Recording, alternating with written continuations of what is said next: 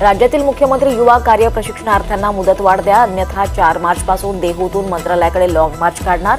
महाराष्ट्र युवा प्रशिक्षणार्थी संघटनेचे पश्चिम महाराष्ट्र प्रमुख तुकाराम बाबा महाराज यांचा इशारा.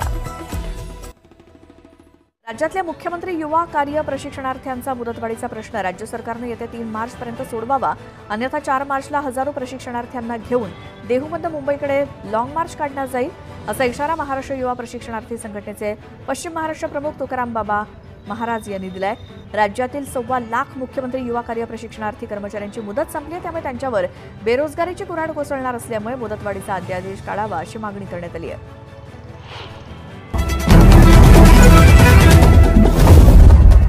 नमस्कार, मी मेघा जगताप. बीबीएम न्यूज मध्ये आपलं सर्वांचं स्वागत. पाहूया आजच्या घडामोडी. राज्यातील युवा प्रशिक्षणार्थींच्या सेवेत सामावून घ्या, अन्यथा देहू ते मंत्रालयावर पायी दिंडी धडक मोर्चा.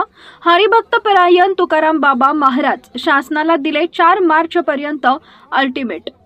राज्यातील युवा प्रशिक्षणार्थींच्या समवेत सामावून घ्या, अन्यथा देहू ते मंत्रालयावर पायी दिंडी धडक मोर्चा काढण्यात येणार असल्याची माहिती चिखलगी भुयार मठाचे मठाधिपती श्री संत बागडे बाबा मानव मित्र संघटनेचे सर्वेसर्वा तथा महाराष्ट्र राज्य युवा प्रशिक्षणार्थी संघटना पश्चिम महाराष्ट्राचे प्रमुख हरिभक्तपरायण तुकाराम बाबा महाराज यांनी आयोजित पत्रकार परिषदेत दिली.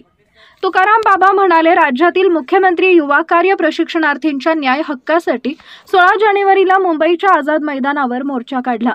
4 मार्च रोजी सांगली येथील आझाद व्यायाम मंडळ ते जिल्हाधिकारी कार्यालय पायी जात जिल्हाधिकारी यांना निवेदन दिले. राज्यातील 1,10,000हून अधिक प्रशिक्षणार्थीवर बेरोजगारांची कुऱ्हाड कोसळली आहे. शासनाने याचा सहानुभूतीपूर्वक विचार करावा ही आपली प्रमुख मागणी आहे. शासनाने याचा गांभीर्याने विचार न केल्यास येत्या 4 मार्च रोजी श्रीक्षेत्र देहू येथील श्री संत तुकाराम महाराज यांच्या गाथा मंदिर ते मंत्रालय पायी दिंडी काढण्यात येणार आहे.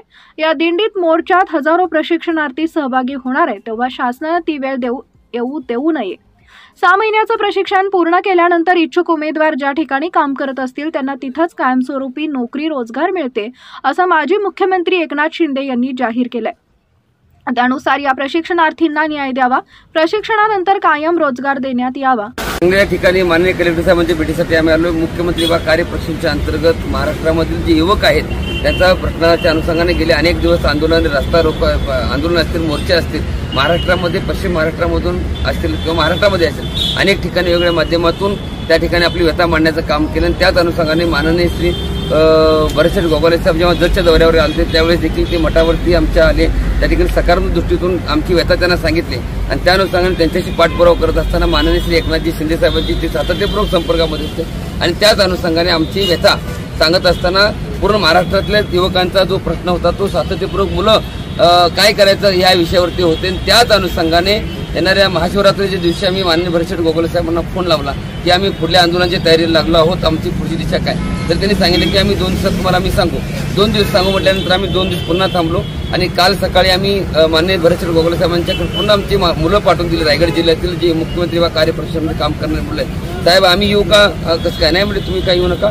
त्या ठिकाणी आमची मुलं गेली आणि त्या मुलांनी त्या ठिकाणी माननीय भरतशेठ गोगावले साहेबांची भेट घेतली आणि भेट घेतल्यानंतर माननीय भरतशेठ गोगावले साहेबांनी खूप चांगल्या पद्धतीचं एक सकारात्मक दृष्टीतून त्यांनी आम्हाला उत्तर दिलं की आपण काय मोर्चे किंवा आंदोलन करण्याची गरज नाही. येणाऱ्या 3 किंवा 4 तारखेपासून आपल्याला आम्ही 100% मुख्यमंत्री देवेंद्रजी फडणवीस साहेब, उपमुख्यमंत्री एकनाथजी शिंदे साहेब, उपमुख्यमंत्री अजित पवार साहेब हे चांगल्या पद्धतीने सकारात्मक दृष्टीतून त्या ठिकाणी विचार करत आहेत आणि तुमचा निर्णय 100% मुदतवाढ या ठिकाणी होणार आहे. तुम्ही कुठल्याही पद्धतीने रस्त्यावर उतरायची गरज नाही, आंदोलन करण्याची गरज नाही, अशा पद्धतीचं त्यांनी अभिवचन त्या ठिकाणी दिलेलं आहे. आम्ही त्याचं स्वागतच करतोय, आनंद उत्सव साजरा करतोय. पण जर समजा सरकारने आमचा विचार करून 4 तारखेपासून आमचा जर विचार नाही केला किंवा जर सांगितलं नसताना आम्ही गप बसलो असं जर सरकारला वाटत असेल तर त्याही पद्धतीनं आम्ही एक पर्याय मार्ग या ठिकाणी काढलेला आहे. तो म्हणजे 4 तारखेपासून आम्ही सरकारची वाट बघणार. 4 तारखेपर्यंत सरकारने निर्णय देतो म्हणून सांगितलेलं त्या पद्धतीचं आमच्याकडं मोबाईलमध्ये त्यांनी त्याची बाईट पण देखील आम्हाला त्यांनी पाठवलेली आहे. त्या बाईटच्या अनुषंगाने समाधानकारक बाईट त्यांची आहे, त्यामुळे त्यांचं स्वागतच करतोय.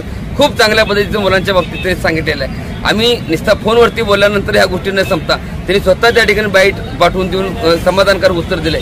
जर समजा आमच्या मागण्या मान्य झाल्या तर आम्ही देहू या ठिकाणी जगद्गुरू तुकाराम महाराजांची बीज येणाऱ्या 16 तारखेला आहे आमच्या मठावरती देखील असते. जगद्गुरू तुकाराम महाराज जयंतीच्या अनुषंगाने मोठ्या प्रमाणात कार्यक्रम देहूमध्ये होत असतो आणि त्याच अनुषंगाने आम्ही येणाऱ्या 4 तारखेला देहूमध्येच जगद्गुरू तुकाराम महाराजचे गाथा मंदिर जे आहे त्या गाथा मंदिरापाशी आम्ही सर्वजण एकत्र जमणार आहोत.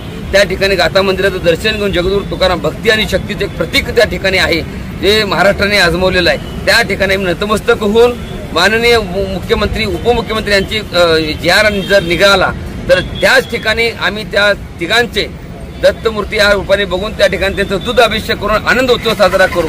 आणि जर जी.आर. नाही निघाला तर तेवढ्याच संख्येने मुंबईच्या दिशेनं पायी दिंडी ही टाळ मृदंगाच्या गजरामध्ये मुंबईच्या दिशेनं मुख्यमंत्र्यांच्या भेटीसाठी आम्ही जाण्याचा निर्णय ह्या ठिकाणी घेतलेला आहे. आणि सरकार ह्या ठिकाणी सकारात्मक दृष्टीतून आमचा विचार करेल आणि ती वेळ आमच्यावर येऊ नये.